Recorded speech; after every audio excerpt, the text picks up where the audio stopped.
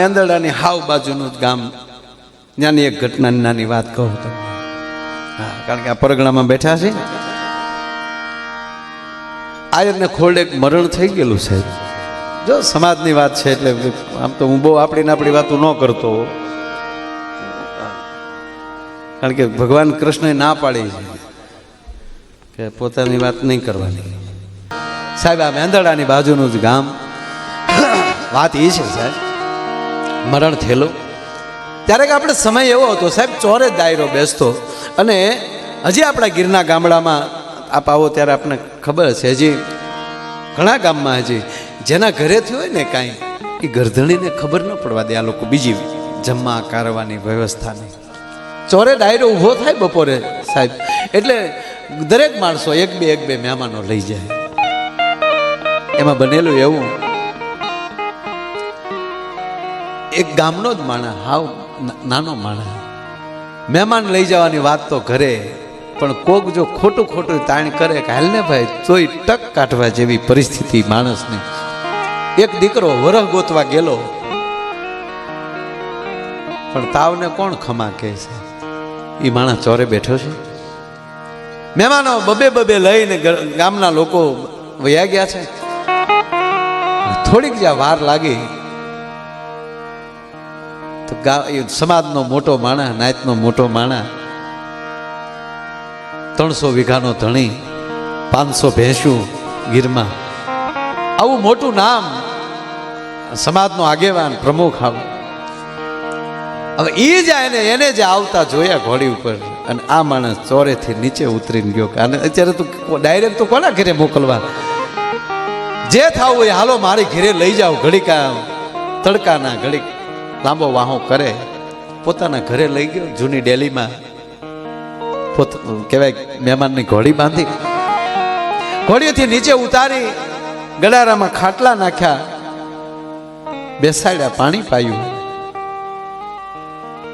હમણાં એટલે સાહેબ તૈયાર થઈ જાય, સાહેબ પીને ઘડીક ત્યાં ચોરે પાછા મહેમાનો આવી જાય, ત્યાં સુધી મારા મહેમાન થાવ. એ રાજી થયા સાહેબ. મહેમાનને ખાટલે બેસાડી પાણી પાય, એની માણસ ઘરમાં જઈ એની ઘરવાળીને એટલું કીધું કે આયરાણી, હા લાખેણો મહેમાન આવ્યો છે. બાઈ કહે છે કે હું ઓળખું છું, જોયા મેં આવ્યા, પણ તમને ભઠપ ન આવી, આને કેમ લવાય આપણા ઘરે? અને તમને ખબર છે કે દીકરો આજ આવે કાલ આવે, આજ આવે કાલ આવે, ઈ આવે ત્યારે ઘરમાં જાહેર આવે, અને આજના ટકનો રોટલો ઘરમાં નથી. કે પણ હવે ચિંતા ન કરતા, થોડીક વાર થાય ને તમે પાછા આવજો. થોડીક વાર ખાલી એવું કેવા પૂરતું સાહેબ. થોડીક વાર થાય એટલે કીધું હાલો બાપા આવો સાહેબ પીવા. ઓરડાની અંદર સાહેબ ગાદલીઓ નખાણી, મહેમાન બેઠા, પડખે તાહળી મૂકી, અને બીજી તાહળીમાં થોડુંક મીઠું મૂક્યું, અને બાજુમાં પાણીનો કળશો મૂકી આયરાણી એટલું બોલી હતી, મોટો મહેમાન છો મારો બાપ, અમારી ઘરે તું ક્યાંથી હો, અમારો ઠાકર છો તું, પણ અમારી ઘરે આનાથી સિવાય બીજું કાંઈ નથી. હા સાહેબ, ઝીણી ઝીણી મીઠાની કાકરી લેતા જાય, પાણીનો ઘૂંટડો પીતા જાય. 10 મિનિટ એવી રીતે જાણે કેમ બરોબર સાહેબ પીવાતી હોય એ રીતે બેહી, અને આયર ઉભો થયા. ડેલી કલાક 1.5 કલાક બેઠા હશે, ઘડીક લાંબા વાહા કર્યા હશે. તાર ચોરે જ્યાં મહેમાનો આવી ગયા, માણસો આવી ગયા, એટલે કીધું હાલ ભાઈ હું તો ખરેખર આવ્યો છું ને, તો હવે ઘડીક ચોરે બેહી આવી. પણ સાહેબ ગામમાં હજી કોઈને ખબર નહોતી કે ફલાણા ભાઈ ગામમાં મહેમાન આવ્યા છે. અને આ માણસની હારે જ્યાં હાલતા આવતા જોયા, પછી તો ઘોડીએ ચડાવી લઈને હાલીને જવાનું ચોરે. પણ આ ગામના અવડા એવા માણસ સાથે અવડો મોટો માણસ જોયો, અવડા માણસ સાથે અવડો માણસ જોયો, ભલા ને હેરડા પડી ગયા. આની હારે ક્યાંથી? ડાયરો હાડા કરતો ઊભો થયો, આવો મારો બાપ, આવો આવો. કે બાપા બેસો બેસો. બેઠા. ખરેખર જે હતું એનું ખબર પૂછ્યા ભારે થઈ આ તે, પણ જે અમુકને જે લાગેલી હતી એનાથી રહેવાનું નહીં સાહેબ. એટલે કીધું કે ફલાણભાઈ ત્યાં સાહેબ પીધા. હા બાપા, તો માખણના લોંદા ઉડ્યા છે ને. ત્યારે ઓલા માણસ, મોટો માણસ હતો ને, એને કીધું બાપા હું અહીંયા ખરેખરે આવ્યો છું, માખણના લોંદા ઉડાડવા નથી આવ્યા. તાકે ના, ફલાણા ભાઈ ને ઘરે તમને આવતા જોયા ને એટલે કહું. આ ધીરે ધીરે નજર માણસે નાખી ગરદણી ભાઈ જેની ઘરે ગયા ત્યાં કે ભાઈ ઊભો થાતો. હવે નાયતનો મોટો માણસ નાયત વચ્ચે એમ કે ઊભો થાતો, પોતાના પાઘડીના અમુક લીરા હતા મીડ્યો હેરખ્યો કરવા. કરે આગળ મારી ગરીબાઈની મજાક થાય. ઊભો થયો ધ્રુજતા.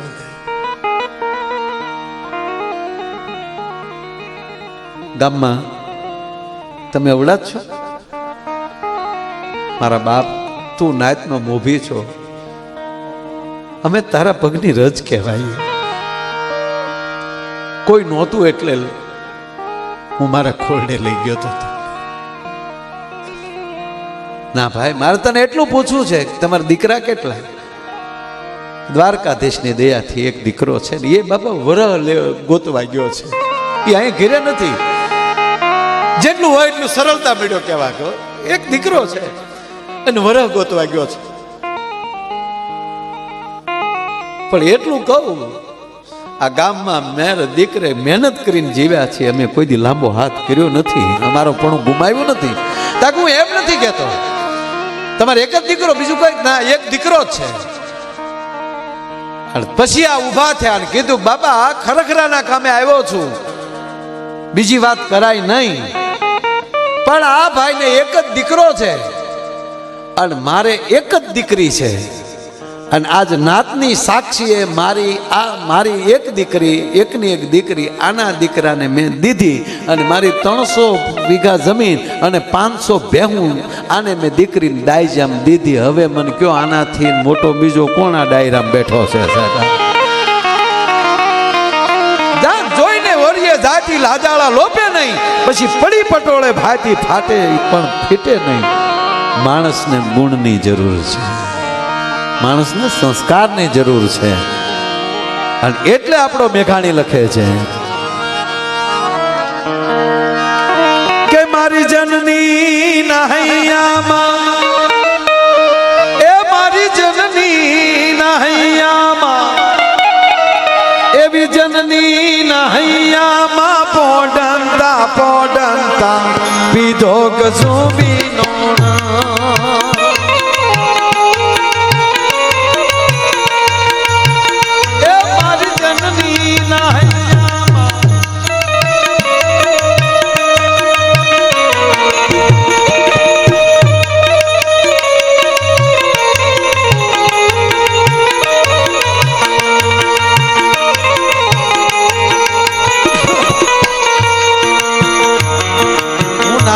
મોટો એ ખ્યાલ જગતનો ખોટો આપણે ભણવામાં પાઠ આવતો. ખારા જળનો દરિયો ભર્યો, મીઠા જળનો લૂંટો.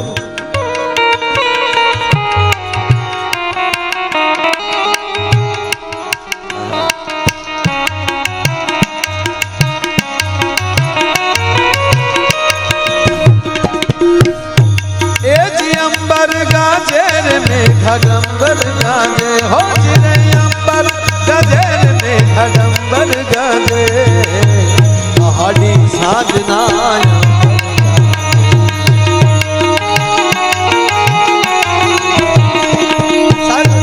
સંત રોહિદાસ બેઠા બેઠા એ તો બૂટ ચંપલ બનાવતા. समार रविदास जो जात न पूछिए संत की पूछ लीजिए ज्ञान। रोहिदास जी बूट चप्पल बनाता जाए, भगवान नु नाम लेता जाए। एमा एक पंडितों ने एक जमात निकली हरिद्वार जावा माटे અને એમાં ઈ જે મેન હતા એનો ચપ્પલ તૂટ્યું એટલે રોહિદાસ પાસે સંત રોહિદાસ પાસે અંધાવા આવ્યા, કીધું કે અમને સીવી ગયો ને, આનું તો એ જ કામ હતું કે કેટલા દેવાના. અરે કે તમે ક્યાં જાઓ છો? તમે સંતો પાસે થોડું મારે લેવાય કે અમે હરિદ્વાર જાય છે. ઓહો, હું તો ત્યાં ગંગામાં પાસે અત્યારે ન પહોંચી શકું, પણ આજે તમે મને આપો છો ને એ ગંગામાં આપી દેજો. અને જો ગંગામાં પાછા આપો ને તો એટલું કહેજો કે તમારા દીકરા રોહિદાસે મોકલ્યું છે, માં હાથો હાથ લઈને તો આપજો. પહોંચેલા મહાપુરુષ હોય ને એ તો એકાબીજી ઓળખી જાય, પણ હારે જે કીટલીઓ હોય ને અમુક એમ કે જો આને હાથો હાથ લેશે, આ સાંભળા સૂથે જાય, બૂટ ચપ્પલ બનાવે. પણ ઓલા જે સંત હતા ને એને લઈ લીધો કે ના, આને ભાવથી આપ્યું છે ને. ત્યાં જાય છે, ગંગામાં સ્નાન કર્યા, ટૂંકી વાત લઉં સાહેબ. અને ત્યારે ઓલા બાપુ પાસે ભૂલી ગયેલા છે, બીજા હારે હતા, એને કીધું ઓલાનો એક લાવ્યા ને રૂપિયો હાથો હાથ લેવાનો. મૂળ તો ઓલાને જોવું તો હાથો હાથ લેવાનો. અમુક માણસને તમે સાંભળો, બીજું એને કંઈ ન હોય. દાખલા તરીકે કેમ હું વચ્ચે એક પ્રોગ્રામમાં બોલ્યો કે ભાઈ ભારત વર્ષમાં કોઈ જગ્યાએ ગાય આપણી રખડતી ન હોવી જોઈએ, બધે ગૌશાળા બની જવી જોઈએ. એક પણ જગ્યાએ ગાય રખડતી ન રહે હિન્દુસ્તાનમાં, અને પછી જો એને રાષ્ટ્રમાતા ઘોષિત નહીં કરે તો અમે ગાવાનું બંધ કરી દેવું. બીજે દિવસ આપવામાં એવું આવ્યું કે ગાય માને રાષ્ટ્રમાતા ઘોષિત નહીં કરે માયાભાઈ ગાવાનું બંધ કરી દે. એટલે એ બધાને પછી બીજા પછી પાછા ફોન આવ્યા કે તમે કેમ હજી ગાવાનું બંધ ન કર્યું. એને રાષ્ટ્રમાતા ગાય રાષ્ટ્રમાતા થાય એને લેના દેના નથી. આવડા કેમ ગાય એ વાંધો છે. તકલીફ છે, વાત ક્યાં નહીં ક્યાં હોય ક્યાં મૂકી જાય. એને ઉપાધિ નથી, તો આપણે એને ન છોડાઈ જાય. જો એ લોકોને ગાયને રાષ્ટ્રમાતા ઘોષિત કરવી તો આપણે એને ગોઠવાઈ જવા જોઈએ ને તરત કે હાલો આપણે બધા. એ તો પ્રશ્ન તો આવી હતો કે ગામો ગામ ગૌશાળા થવી જોઈએ. આવી મેં વાત કરી, તમ તારા અમે પ્રોગ્રામ કરશું, આવી રીતે વાત કરી. પણ એ નહીં આવડે, આ કેમ ગાય બેન આવડે. એમ રોહિદાસજીનો, સંત રોહિદાસનો રૂપિયો ગંગા હાથો હાથ લે કે નહીં એ વાત છે. હા, આ તો અહીં પહોંચેલા સંત હતા સાહેબ. એ એમ કહેવાય કે માં ગંગાનો આવાહન કરી ખોખોળિયું ખાય અને પછી હાથમાં દમડો લઈને એટલું કીધું, હે માં ગંગા, એક સંત રોહિદાસે અમે રસ્તે અમને મળ્યા અને એણે આજે એમ કહેવાય કે દમડો દીધો છે. અને એણે એવું કીધું કે માં ગંગાને કહેજો હાથો હાથ લે. હાર હાર ગંગે કરીને માં ગંગાનો હાથ બારો આવ્યો અને હાથો હાથ રોહિદાસનો રૂપિયો લીધો. એ રૂપિયો તો લઈ લીધો સાહેબ, પણ પાછો બીજો હાથમાં ગંગાનો બહાર આવ્યો ને એટલું કીધું, અંદરથી આખા વાણી નીકળે. કારણ કે પાણીમાં વાણી હોય, આમાં ખોટા કાંઈ વાદ વિવાદ ફોન કરવાના જ નહીં. ભગવાને બધું વિજ્ઞાનને આપી દીધું છે. આ કસકડું બોલે પાણી ન બોલે, કસકડું બોલે તો ભગવાનની મૂર્તિ ન બોલે એમ કહો તમે.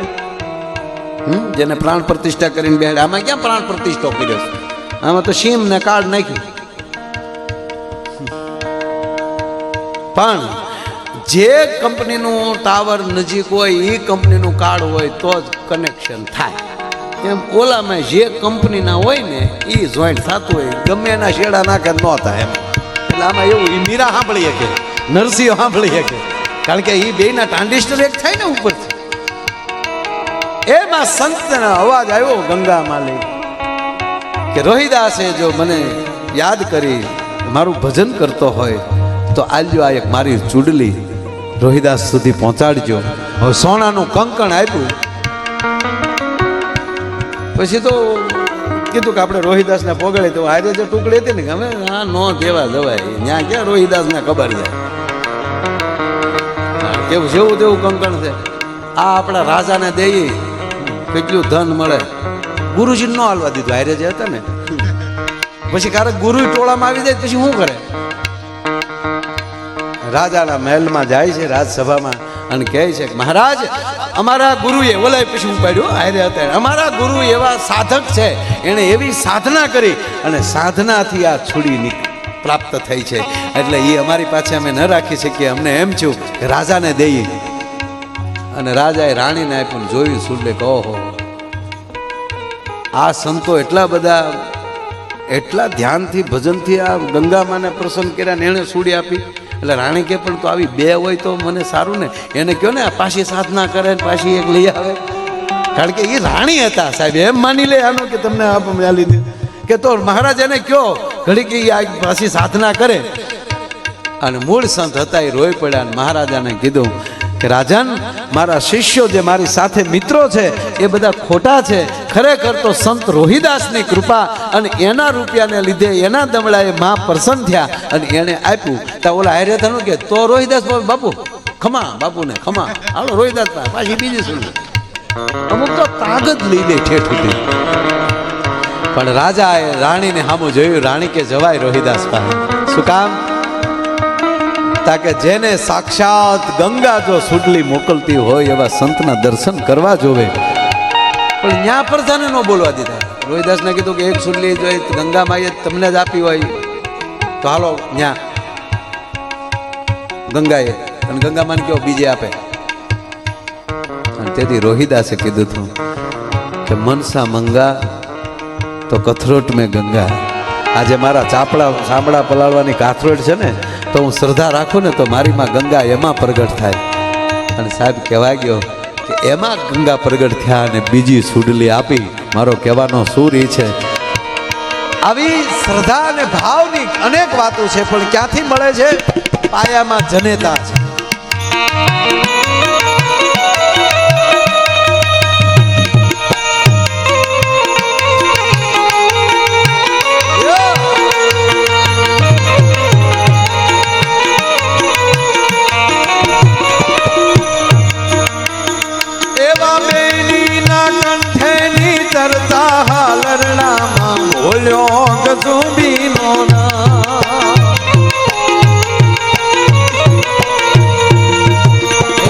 ભીષણ રાત્રિ કેરી પહાડો ની ત્રાડો એ ગાયો કસુંબીનો રંગ. ઓ રાજ મને લાગ્યો, ઓ રાજ મને લાગ્યો, ઓ રાજ મને લાગ્યો કસુંબીનો. ઓ રાજ મને લાગ્યો,